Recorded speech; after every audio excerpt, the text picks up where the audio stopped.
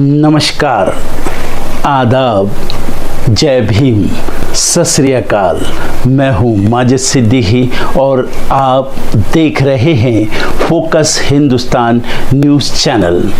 आज की ख़ास खबरें सब्सक्राइब करें, लाइक करें, शेयर करें। फिर आऊँगा एक ताज़ा खबर को लेकर माजिद सिद्दीकी।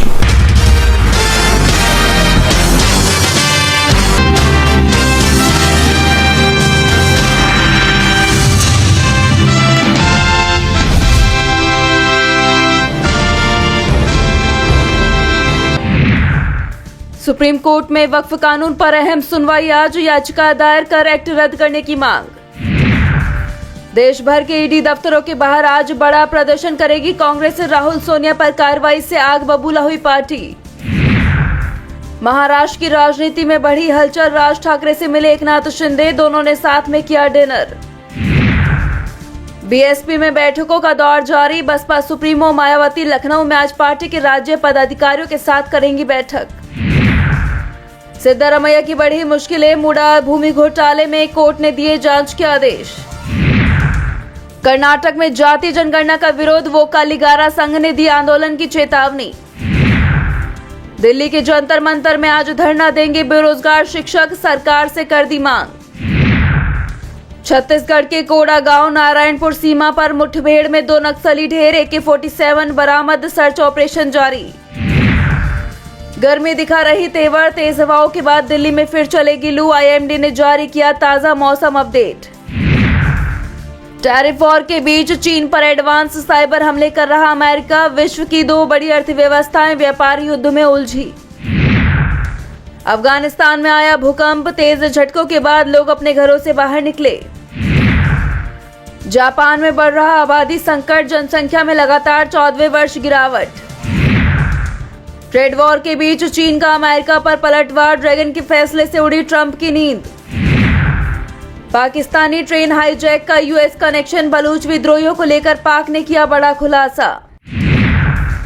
एप्पल ने निर्यात में बनाया रिकॉर्ड। टैरिफ ऐलान से पहले मार्च में $2 अरब के आईफोन अमेरिका भेजे। खुदरा महंगाई घटने से रेपो दर में तीसरी बार कटौती की बढ़ी उम्मीद। जून की MPC बैठक पर टिकी निगाहें। सियाम के आंकड़ों में EV पंजीकरण में दिखा उछाल। यात्री वाहनों की बिक्री में बनाया नया रिकॉर्ड। अमेरिका के साथ व्यापार उदारीकरण की ओर बढ़ रहा भारत। अगले महीने शुरू होगी वार्ता। सोना फिर 96,450 रुपए प्रति 10 ग्राम के ऑल टाइम हाई पर। चांदी 2500 रुपए चढ़ी।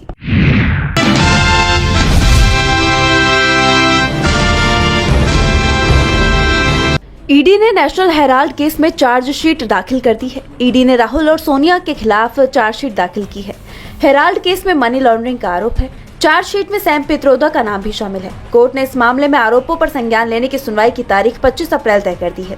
इस मामले की सुनवाई दिल्ली के राउज एवेन्यू कोर्ट में होगी।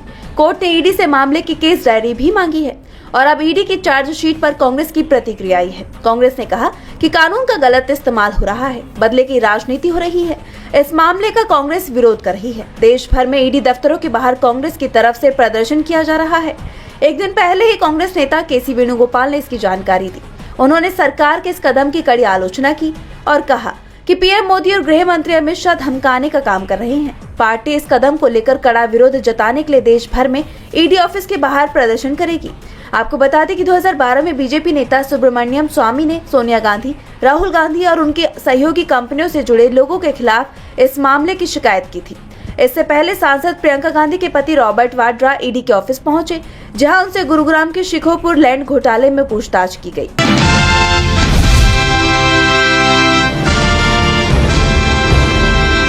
देश में लोगों के लिए पुलिसकर्मी और न्यायालयों में जज की भारी कमी का खुलासा हुआ है। साथ ही पुलिस स्टेशन की बदतर हालत का भी बड़ा खुलासा किया गया है। दरअसल मंगलवार 15 अप्रैल को सर दोराबजी टाटा ट्रस्ट ने इंडिया जस्टिस रिपोर्ट 2025 जारी की है।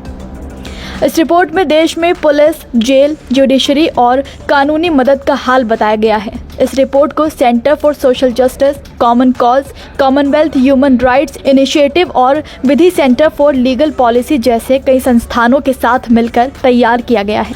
इस रिपोर्ट के मुताबिक भारत, जिसकी आबादी 140 करोड़ है, वहां जजों की संख्या महज 21,285 है, यानी कि देश में प्रति लाख आबादी पर केवल 15 जज हैं।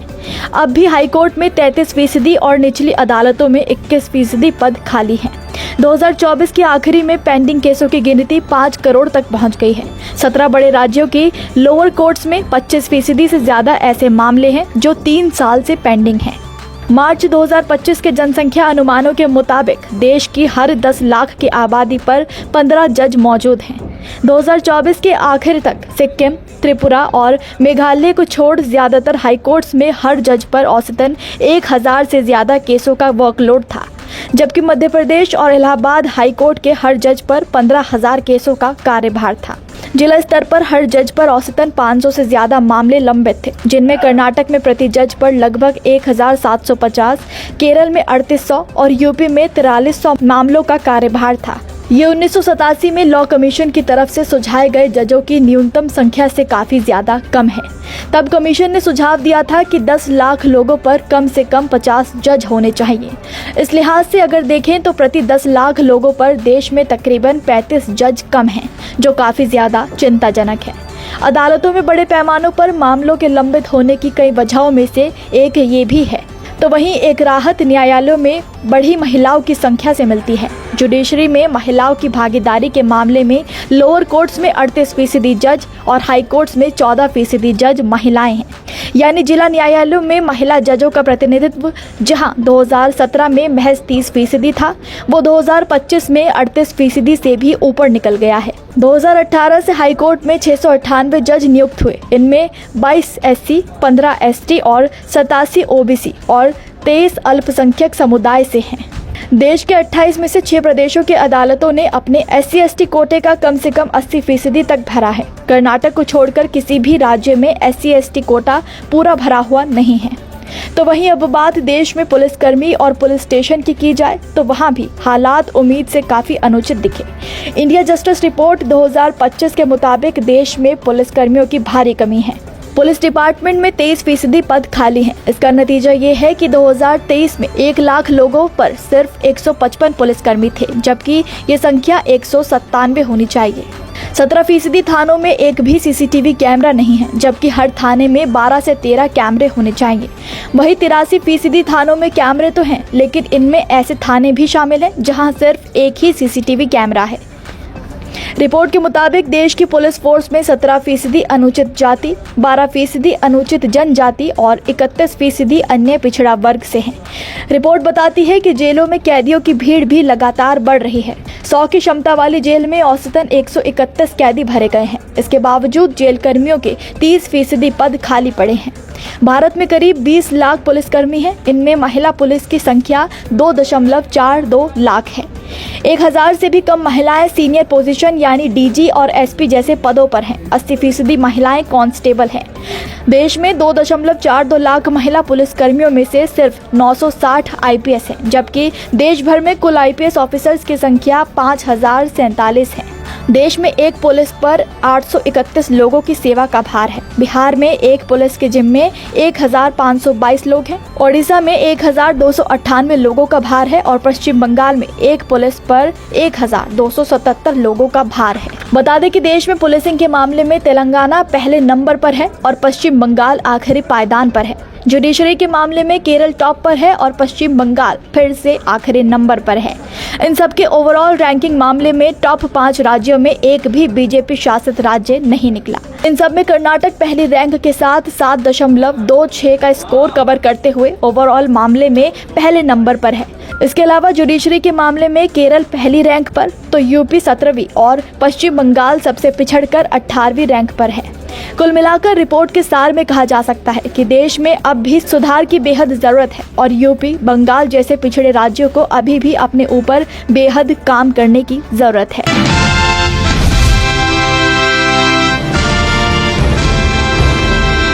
वक्फ कानून को लेकर देश भर में सियासी गर्माहट जारी है। सुप्रीम कोर्ट आज वक्फ संशोधन अधिनियम 2025 की संवैधानिक वैधता को चुनौती देने वाली कई याचिकाओं पर सुनवाई करने वाला है, जिस पर सबकी निगाहें टिकी हुई हैं। इस मामले की सुनवाई दोपहर 2 बजे से शुरू होगी और लगभग 3:25 तक ये सुनवाई चलने की उम्मीद है। वक्फ कानून की संवैधानिक वैधता को कई नेताओं ने चुनौती दे दी है। इस कानून के खिलाफ AIMIM नेता असदुद्दीन ओवैसी, आम आदमी पार्टी के नेता अमानतुल्लाह खान, जमीयत उलेमा हिंद के अरशद मदनी समेत कई बड़े नेताओं और संगठनों ने अदालत का दरवाजा खटखटाया है। इन सभी संगठनों और नेताओं के जरिए दायर याचिका में कहा गया है कि वक्फ कानून मुस्लिम समुदाय के धार्मिक अधिकारों में हस्तक्षेप करता है और संविधान के अनुच्छेद 25 और 26 का उल्लंघन करता है, जो कि धार्मिक स्वतंत्रता की गारंटी देते हैं। CJI संजीव खन्ना की अध्यक्षता वाली 3 जजों की बेंच, जिसमें न्यायमूर्ति संजय कुमार और न्यायमूर्ति KV विश्वनाथन शामिल हैं, अब तक इस मामले में 10 याचिकाओं को सुनवाई के लिए सूचीबद्ध किया गया है। इस कानून के खिलाफ देश भर में आक्रोश देखने को मिला। संसद से लेकर सड़क तक इसका विरोध किया गया, लेकिन विरोध के बाद भी ये बिल लोकसभा और राज्यसभा से पास हो गया और राष्ट्रपति की मंजूरी मिलने के बाद ये बिल कानून बन गया। लेकिन अब भी इसका विरोध लगातार जारी है।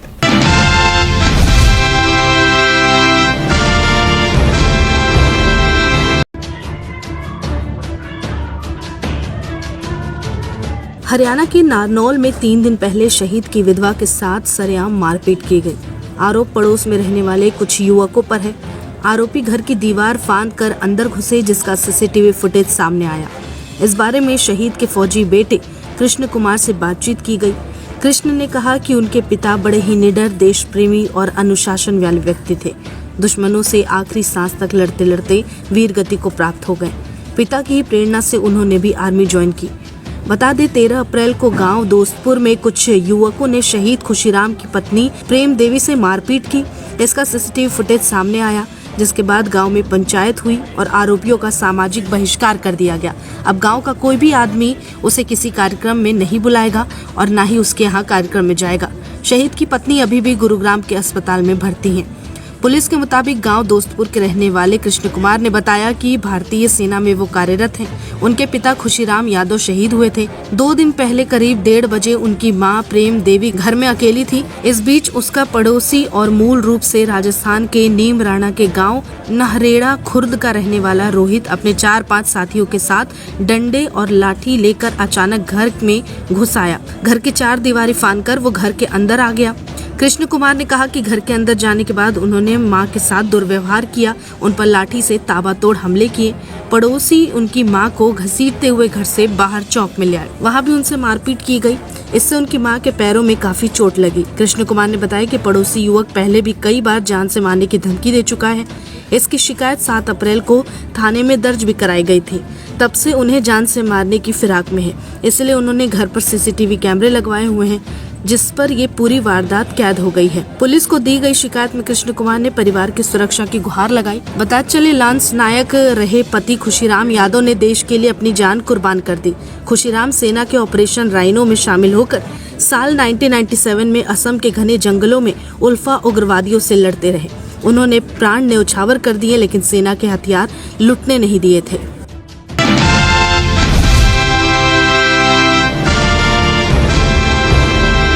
सवाई माधोपुर जिले के बौली कस्बे में रविवार रात अंबेडकर प्रतिमा के लोकार्पण समारोह के दौरान नाम पट्टिका लगाने को लेकर विवाद हो गया। बामनवास से कांग्रेस विधायक इंदिरा मीना और बौली भाजपा मंडल अध्यक्ष हनुमंत दीक्षित के बीच कहासुनी बढ़ते बढ़ते हाथापाई तक पहुंच गई। प्रत्यक्षदर्शियों के अनुसार विधायक ने भाजपा नेता का कॉलर पकड़कर झटका और उनकी शर्ट भी फाड़ दी। विवाद के दौरान विधायक भाजपा नेता पर तीखे शब्दों में सवाल उठाए और प्रशासन की भूमिका पर भी नाराजगी जताई। जब SDM चंद्र प्रकाश वर्मा ने मामले की जांच और समाधान का आश्वासन दिया, तो विधायक ने उन पर भी नाराजगी जताई और उन पर अनुचित टिप्पणियां कर दी। करीब 2 घंटे तक चला ये विवाद देर रात तक चलता रहा। स्थिति को बिगड़ने से रोकने के लिए SSP नीलकमल, SHO राधा रमन गुप्ता समेत प्रशासनिक अधिकारी मौके पर पहुंचे और दोनों पक्षों को शांत कराया। फिलहाल विवादित पट्टिकाओं को सुरक्षित रूप से रखवा दिया गया है और मामले की जाँच की जा रही है। 5 पॉइंट्स में आपको पूरा मामला समझाते हैं। पुरानी पट्टिका हटाने पर विवाद शुरू हुआ। 2 साल पहले बौली में अंबेडकर प्रतिमा का अनावरण हुआ था। उस समय लगाए गए शिलान्यास पट्टिकाओं से रविवार रात पूर्व CM अशोक गहलोत और विधायक इंदिरा मीना का नाम हटा दिया गया, जिस पर विवाद शुरू हुआ। विधायक इंदिरा मीना मौके पर पहुंची। जब रात 12 बजे विधायक मौके पर पहुंची और अपनी पट्टिका नीचे पड़ी देख भड़क गई। भाजपा मंडल अध्यक्ष हनुमंत दीक्षित से तीखी बहस हुई। बहस के दौरान विधायक कार के पायदान पर चढ़ गईं और दीक्षित पर हाथापाई का आरोप भी लगाया। उन्होंने बीजेपी पर गुंडागर्दी के आरोप लगाए। साथ ही एसडीएम को भी खूब खरी खोटी सुनाई। विवाद बढ़ने पर विधायक ने एसडीएम को कॉल कर कहा, सरकार की गुलामी मत करो, पुलिस को अपशब्द कहे जा रहे हैं, कार्रवाई क्यों नहीं हो रही है। पट्टिका को लेकर नाराजगी अभी भी बरकरार है। विधायक ने सवाल उठाया कि शिलान्यास उन्होंने किया तो पट्टिका क्यों नहीं लग सकती। उन्होंने प्रशासन पर पक्षपात और संविधान विरोधी रवैया का आरोप लगाया है। बौली में अंबेडकर प्रतिमा पर नाम पट्टिका को लेकर हुआ विवाद दुखद और शर्मनाक है। जनता के चुने हुए प्रतिनिधियों का इस तरह से सड़कों पर भिड़ना न केवल लोकतंत्र की गरिमा को ठेस पहुंचाता है, बल्कि समाज में गलत संदेश भी देता है। ये मामला बताता है कि आज भी विकास से ज्यादा महत्व श्रेय लेना और नाम चमकाने को दिया जा रहा है। अंबेडकर जैसी विभूति की प्रतिमा पर राजनीतिक संघर्ष होना बेहद दुर्भाग्यपूर्ण है। प्रशासन को निष्पक्षता से काम करना चाहिए और नेताओं को संयम और शालीनता का उदाहरण पेश करना चाहिए। लोकतंत्र में विवाद और मर्यादा जरूरी है, टकराव नहीं।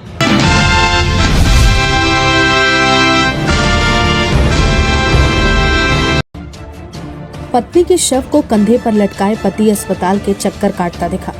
इस दृश्य ने न सिर्फ अस्पताल परिसर में मौजूद लोगों को सन्न कर दिया, बल्कि पूरे जिले को इंसानियत और संवेदना पर सोचने को मजबूर किया है। राजस्थान के चूरू जिले के सबसे बड़े गवर्नमेंट हॉस्पिटल से एक ऐसा दिल दहलाने वाला मामला सामने आया, जहां अपनी पत्नी की मौत से टूटा एक पति पत्नी के शव को कंधे पर उठाकर अस्पताल में घूमता रहा।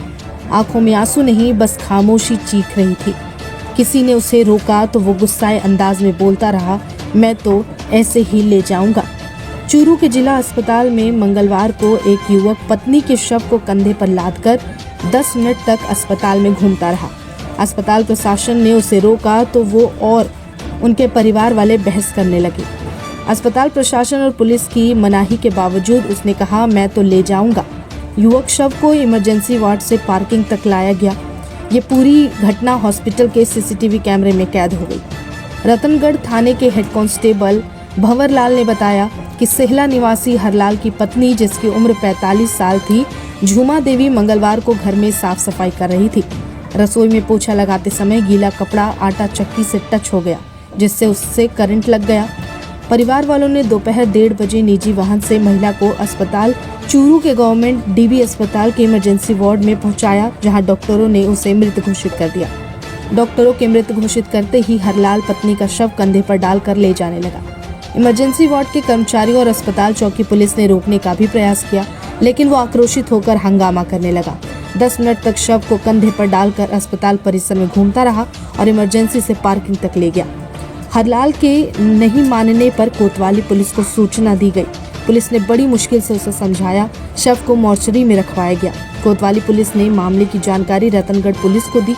इसके बाद रतनगढ़ पुलिस ने पोस्टमार्टम कराकर शव परिजनों को सुपुर्द कर दिया।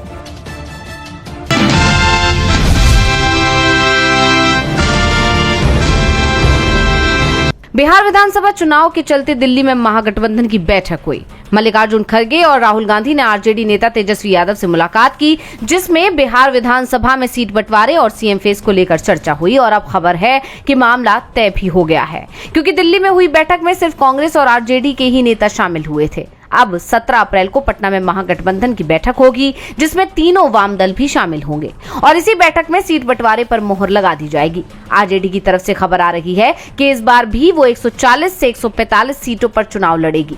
बची हुई सीटें गठबंधन सहयोगियों के बीच बांटी जाएगी।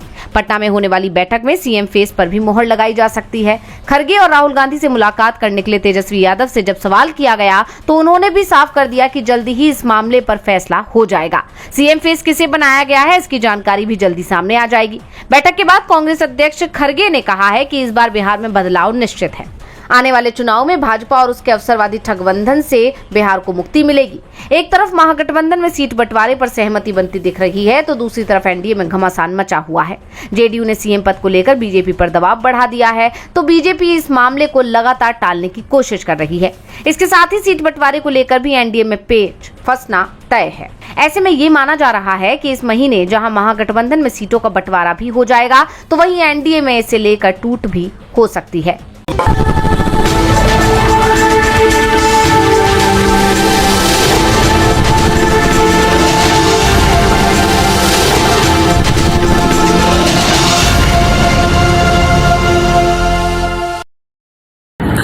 दोस्तों आज मैं आपको बताने वाला हूं कि अगर आपकी बॉडी में मैग्नीशियम की डेफिशिएंसी हो जाए तो आपको क्या क्या प्रॉब्लम हो सकती है। सबसे पहले इंसोमेनिया, नींद ना आना, स्लीपिंग डिसऑर्डर, इंसान सारी रात करवटें बदलता है, नींद नहीं आती, स्ट्रेस लेवल, एंजाइटी बढ़ जाती है इससे, क्योंकि कोर्टिसोल हार्मोन को रोकने में मदद करता है। और अगर आपकी बॉडी में मैग्नीशियम नहीं है तो कोर्टिसोल बढ़ जाता है, जिसकी वजह से स्ट्रेस और एंजाइटी हो जाती है।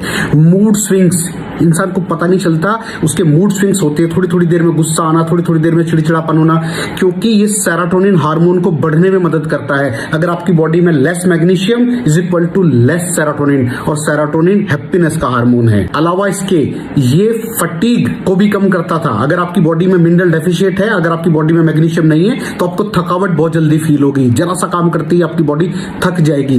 पुअर डाइजेस्टिव सिस्टम, ये डाइजेस्टिव सिस्टम को भी मैनेज करने में बड़ा शानदार रोल प्ले करता है, और अगर इसकी डेफिशिएंसी है तो कॉन्स्टिपेशन, डायरिया जैसी प्रॉब्लम हो जाती है। माइग्रेन बहुत खतरनाक प्रॉब्लम है। माइग्रेन अगर डेफिशिएट है आपकी बॉडी मैग्नीशियम से तो आपको माइग्रेन की प्रॉब्लम भी हो सकती है। ब्लड प्रेशर, अगर आपकी बॉडी में मैग्नीशियम कम है तो आपको ब्लड प्रेशर की प्रॉब्लम हो सकती है। इरेगुलर हार्टबीट, ये हार्टबीट का बढ़ जाना, कम हो जाना, बढ़ जाना, कम हो जाना, मैग्नीशियम डेफिशिएट होने की निशानी है।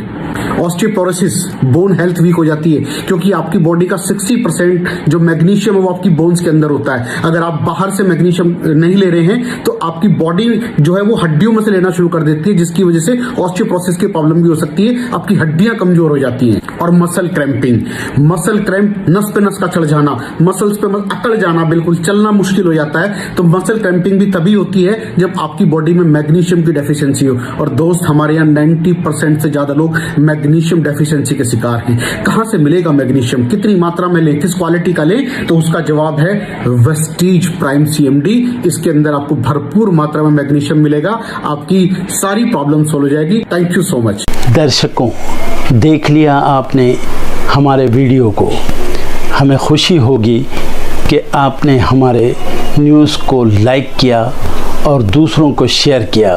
अगर अभी तक हमारे चैनल फोकस हिंदुस्तान को सब्सक्राइब नहीं किया है तो तुरंत सब्सक्राइब करें, कमेंट करें और बेल आइकॉन को प्रेस करें। हम हाजिर हैं खबर के लिए।